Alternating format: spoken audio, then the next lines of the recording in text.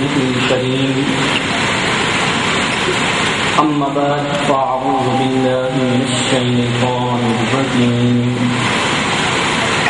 بسم الله الرحمن الرحيم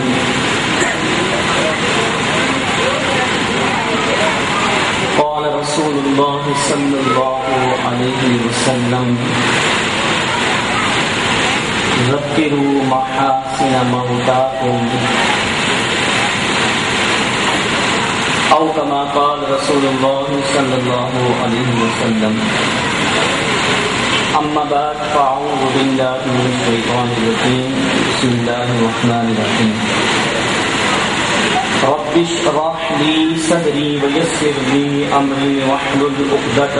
من لساني يفقهوا قولي مولاي صل وسلم دائما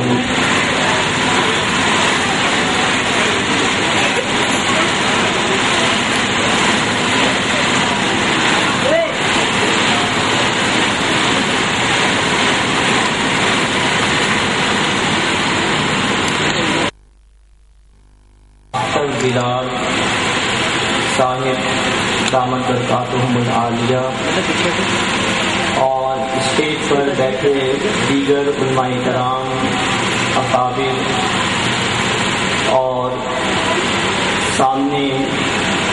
مجلس میں بیٹھے ہوئے علماء کرام اور دیگر حاضرین مجلس، السلام علیکم ورحمۃ اللہ وبرکاتہ۔ جیسا کہ آپ کے علم میں ہے کہ آج کی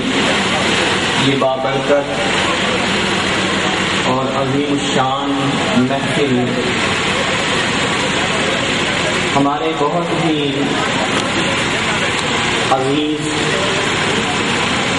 ابھرتے ہوئے عالم دین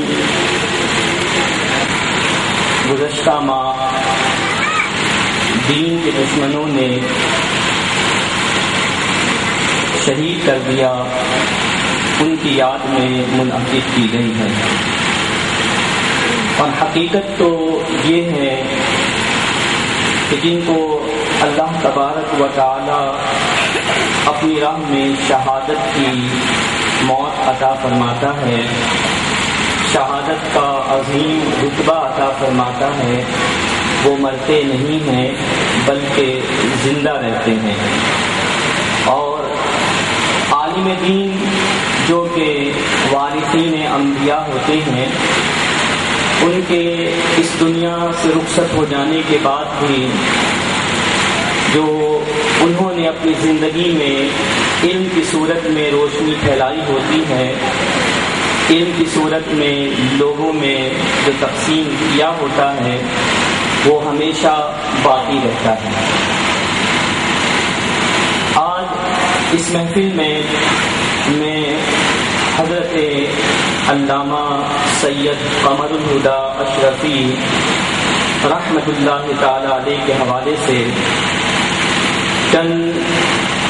اہم باتیں ان کی زندگی کے حوالے سے تاثرات کی صورت میں آپ کے سامنے پیش کروں گا،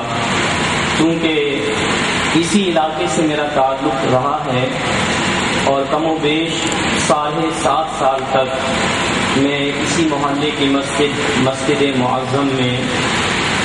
بحیثیت خطیب اپنی خدمات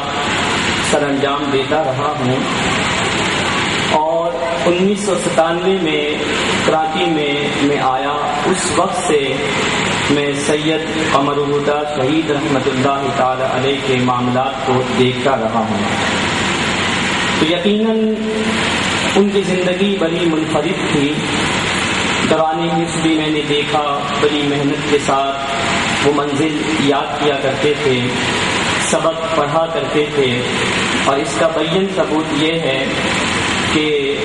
زندگی کے آخری سال تک انہوں نے نماز تراویح میں پورے قرآن مجید کو سنایا۔ تو یہ بھی بہت بڑی سعادت ہوتی ہے۔ اور مجھے بتایا بھی گیا، ان کے ساتھیوں نے مجھے بتایا کہ وہ عام نمازوں میں بھی قرآن مجید فرقان حمید کو تسلسل سے پڑھ رہے تھے، کہ روزانہ وہ قرآن مجید فرقان حمید کی آیات کریمہ کو نماز میں اس طرح تلاوت کرتے کہ ان میں تسلسل ہوا کرتا تھا، اور غالباً جو مجھے بتایا گیا کہ 13ویں یا 14ویں سپارے تک وہ پہنچ چکے تھے۔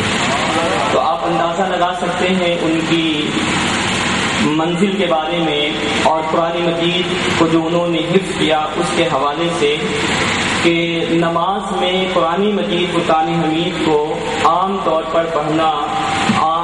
حفاظ کرام کے لیے مشکل ہوتا ہے۔ ہم عام نمازوں میں 5 وقت کی نمازوں میں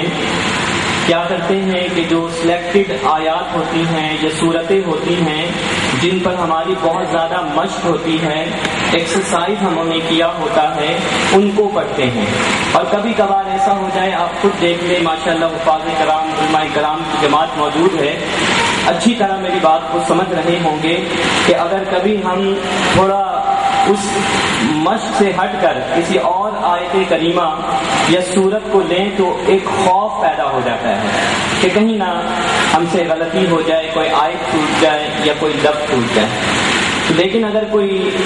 قرآن مجید کو اس تسلسل کے ساتھ پڑھے تو یہ اس بات کی دلیل ہے کہ اسے قرآن مجید فرقان حمید بہت صحیح طرح یاد ہے۔ اور میں سمجھتا ہوں قرآن مجید کی آیات کریمہ اور رسول اللہ صلی اللہ علیہ وسلم کی جو احادیث کریمہ مبارکہ کے مطالعے سے جو پتہ چلتا ہے کہ ان کی نجات کے لیے یقیناً اللہ تبارک و تعالیٰ اپنے فضل و کرم سے اسی ایک کام کو جو ہے کافی فرمائے گا کہ قرآن مجید یاد ہے، احادیث میں آتا ہے کہ بروز قیامت حافظ قرآن کو یہ کہا جائے گا کہ تم پڑھنا شروع کر دو، جہاں تک تم پڑھتے جاؤ گے اور جہاں پر تمہارا اختتام ہوگا پڑھنے کا وہی جنت میں تمہاری منزل ہوگی۔ تو آپ اندازہ لگا سکتے، یہ تو ان کی زندگی کا ایک پہلو ہے۔ اس کے علاوہ قرآن مجید کے حفظ کے بعد انہوں نے عالم کے کورس کا آغاز کیا۔ ان کے اساتذہ موجود ہیں، سینئر اساتذہ کرام جو کہ ہمارے بھی استاد ہیں، وہ یقیناً آپ کے سامنے جس وقت وہ عالم کے کورس یعنی درس نظامی کو کر رہے تھے ان کے کیا معاملات تھے، ان کی کیا خصوصیات تھی، وہ آپ کو بتائیں گے۔ لیکن کچھ چیزیں ایسی ہوتی ہیں جو اپیرنٹلی ظاہری طور پر ہر ایک کو نظر آ جاتی ہیں۔ استاد کی شاگرد کی خصوصیات استاد ہی بتا سکے گا، لیکن شاگرد کے جو معمولات ہوتے ہیں جو دوسرے لوگوں میں آ کر کرتا ہے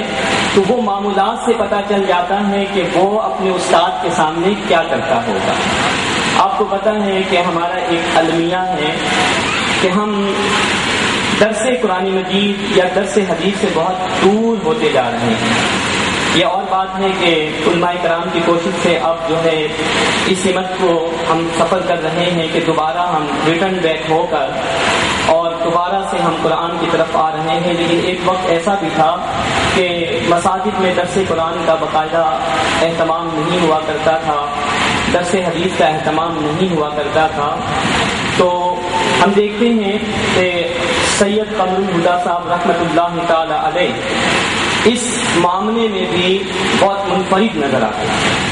کہ اپنی مسجد میں انہوں نے درس قرآن کا آغاز کیا، درس حدیث کا آغاز کیا، اور بتایا گیا کہ روزانہ مغرب کی نماز کے بعد وہ مختصر درس حدیث دیا کرتے تھے۔ یعنی رسول اللہ صلی اللہ علیہ وسلم کی تعلیمات سے، آپ کی سیرت طیبہ سے لوگوں کو آگاہ کیا کرتے تھے۔ یہ بھی بہت بڑا مقام تھا جو اللہ تبارک و تعالیٰ نے انہیں عطا فرمایا کہ اپنے پیارے حبیب علیہ الصلاۃ والتسلیم کی تعلیمات کو عام کرنے کا کام ان سے لیا۔ ہمارا ایک ادارہ ہے المنیب شریعہ اکیڈمی، جو پروفیسر مفتی منیب الرحمان صاحب ان کی سپرویژن میں یہ ادارہ کام کر رہا ہے، اور مجھے بھی وہاں پر اپنی خدمات انجام دینے کا موقع دیا گیا۔ وہاں پہ ہم Islamic economics and banking system کے حوالے سے کچھ کورسز کرواتے ہیں۔ تو جو ہمارا سیکنڈ بیچ تھا اس میں حضرت علامہ سید قمر الہدیٰ صاحب ایک طالب علم کی حیثیت سے شریک ہوئے۔ تو وہاں پر مجھے انہیں فقہ المعاملات جو کہ بہت اہم سبجیکٹ ہے وہ پڑھانے کا موقع ملا، اور فقہ المعاملات کے علاوہ شریعہ کنٹرول میکینزم ایک سبجیکٹ اسلامک بینکنگ کا ہے، یہ سبجیکٹ بھی میں نے ان کو پڑھایا۔ تو کیونکہ سیمسٹر سسٹم ہے تو اس میں اسائنمنٹس بہت زیادہ دی جاتی ہیں، اسٹوڈینٹس کو اسائنمنٹس دی جاتی ہیں جن کو ہم آسان لفظوں میں ہوم ورک کہتے ہیں۔ تو ہم نے دیکھا کہ جب کبھی بھی ان کو کوئی اسائنمنٹ دی گئی کسی بھی عنوان پر یا کسی بھی ٹاپک پر، تو وہ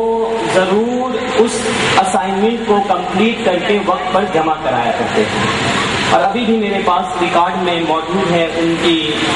جو اسائنمنٹس ہیں، ان کے ہاتھ سے لکھی ہوئی اسائنمنٹ۔ تو میں نے درمیان میں بھی ایک دفعہ نکال کر دوبارہ سے دیکھا، کیونکہ جس وقت میں نے دیکھا تھا تو صرف میری نظر میں ایک اسٹوڈنٹ تھے، لیکن جب شہادت کا مرتبہ انہوں نے پا لیا تو اب ظاہر بات ہے کہ میں دوبارہ سے ان کے اسائنمنٹ کو دیکھا تو مجھے یقین کریں کہ دیکھ کر انتہائی مسرت ہوتی ہے، خوشی ہوتی ہے کہ انہوں نے جو کچھ بھی لکھا اس کے پیچھے بہت زیادہ کاوش اور محنت پوشیدہ نظر آتی ہے۔ تو ایک اچھے طالب علم بھی تھے، 4 ماہ کا کورس تھا، 4 ماہ میں میں نے جو مشاہدہ کیا، آبزرو کیا، ایک طالب علم کی حیثیت سے بھی ان کا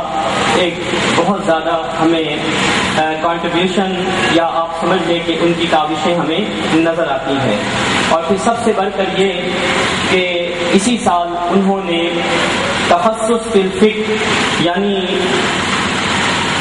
فتویٰ نویسی کے کورس کا بھی آغاز کیا، اور پہلا سال تھا ان کا، اور جس دن وہ شہادت کے مرتبے پر فائز ہوئے ان کے کلاس فیلو، ان کے استاد مجھے بتاتے ہیں کہ اس دن آپ یوں سمجھ لیں کہ ان کا رزلٹ آیا تھا، پہلے سال کا رزلٹ آیا تھا پہلے 6 ماہ کا، اس رزلٹ کے مطابق وہ اپنی کلاس میں فرسٹ پوزیشن پر تھے، اور مفتی اعظم پاکستان پروفیسر مفتی منیر الرحمان صاحب دامت برکاتہم العالیہ نے انہیں غالباً کچھ انعام بھی عطا فرمایا تھا، اور شام کو جو ہے یہ معاملہ ہوا کہ وہ شہید کر دیے گئے۔ تو حضرت علامہ سید قمر الہدیٰ صاحب رحمۃ اللہ تعالی علیہ منفرد خصوصیات حامل ایک شخصیت تھے جو آج ہم میں موجود نہیں ہیں، لیکن ان کی یادیں ہم میں موجود ہیں۔ میں نے ان کے استاد محترم استاد العلماء حضرت علامہ مفتی الیاس رضوی اشرفی صاحب سے یہ درخواست کی ہے کہ الشہادت العالمیہ جو درس نظامی یا عالم کورس کا آخری درجہ ہوتا ہے اور اس میں باقاعدہ امتحان دینا ہے تنظیم المدارس اہل سنت پاکستان کی جانب سے، تو اس میں ایک شرط یہ بھی ہے کہ جو الشہادت العالمیہ سال دوم کا پیپر یا امتحان دے گا اسے مقالہ بھی لکھنا پڑتا ہے، ایک تھیسس اسے لکھنا پڑتا ہے کسی بھی عنوان پر۔ تو مجھے معلوم ہوا کہ انہوں نے جو عنوان دیا تھا وہ عنوان ہے فتنہ غامدی۔ یہ جو غامیت کا فتنہ ہے، منکرین حدیث کا فتنہ ہے کہ جس کے حد میں ہمارے نوجوان بڑی تیز آتے ہوئے نظر آتے ہیں، خاص طور پر آفیسز میں، یونیورسٹیز کے اندر، کالجز کے اندر آپ سروے کریں تو پتہ چلا کہ فتنہ غامدیت میں بہت سارے لوگ متاثر، جاوید غامدی جس کا پروگرام بھی آتا ہے مختلف چینلز پر، اور بڑی چرب زبانی کے ساتھ وہ اپنی لادین باتوں کو لوگوں میں منتقل کر رہا ہے۔ تو فتنہ غامدیت کے حوالے سے انہوں نے مقالہ لکھا تھا، اور اس مقالے پر انہیں الشہادت العالمیہ کی سند دی گئی تھی۔ تو میں نے ان کے استاد محترم سے یہ درخواست کی ہے کہ اگر وہ جو مقالہ ہے مجھے دیا جائے تو میں انشاءاللہ تعالی کوشش کر کے، اور جو سینئر ہمارے علماء کرام ہیں، اکابرین ہیں، ان کی مشاورت کے ساتھ اس کی نوک پلک سوار کے کتابی صورت میں اسے انشاءاللہ تعالی جتنی جلدی ہو سکے اس کو ہم لے آئیں گے، تاکہ تحریر کی صورت میں بھی ہمارے حضرت علامہ سید قمر الہدیٰ صاحب رحمۃ اللہ تعالی علیہ کی جو کاوش ہمارے پاس موجود ہو، اس سے کئی فائدے ہوں گے۔